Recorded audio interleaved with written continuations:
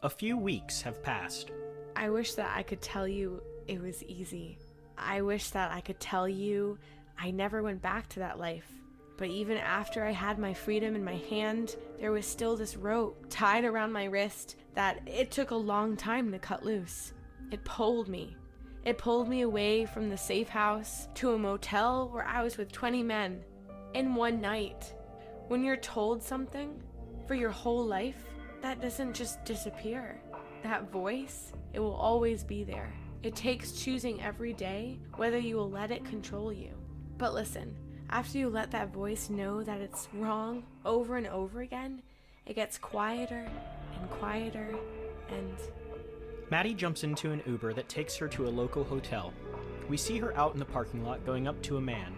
The man nods and they enter a room. We see her exit and eye another man across the parking lot and proceeds to do this multiple times. It is now evening and we see her out on the corner. She's intoxicated. She pulls out her phone and calls Dooman, as we see on her phone screen. Dooman? Hey, hi. I left the safe house a few days ago and I just slept with 20 guys and I don't know.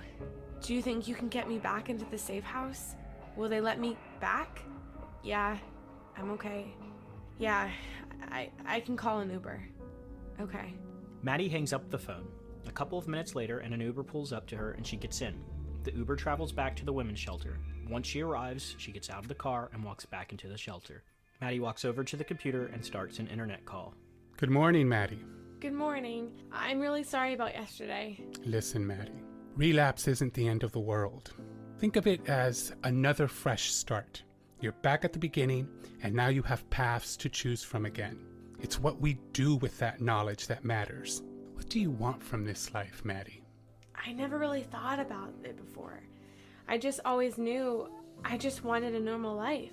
That is a really good start, Maddie. I want you to think about what you want out of life all day today. After you have figured that out, I want you to go to this address. I want you to check yourself in.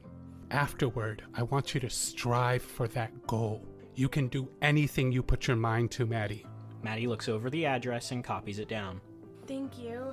I'll give it some serious thought. I hope you have a good day. Goodbye, Maddie. Have a productive day.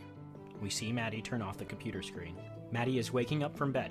She leans up and looks out the window. She starts to deeply think about what Dooman said yesterday. I want my life to change.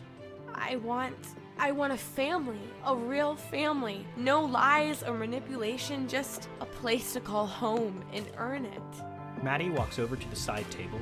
Leaning beside it is a yoga mat. She lays it down on the floor and sits down.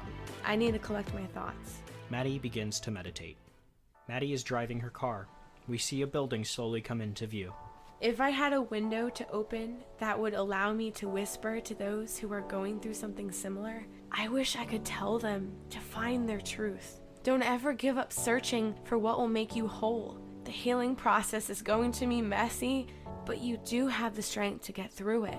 There's help out there, whether it is spiritual or physical, so please, don't ever give up.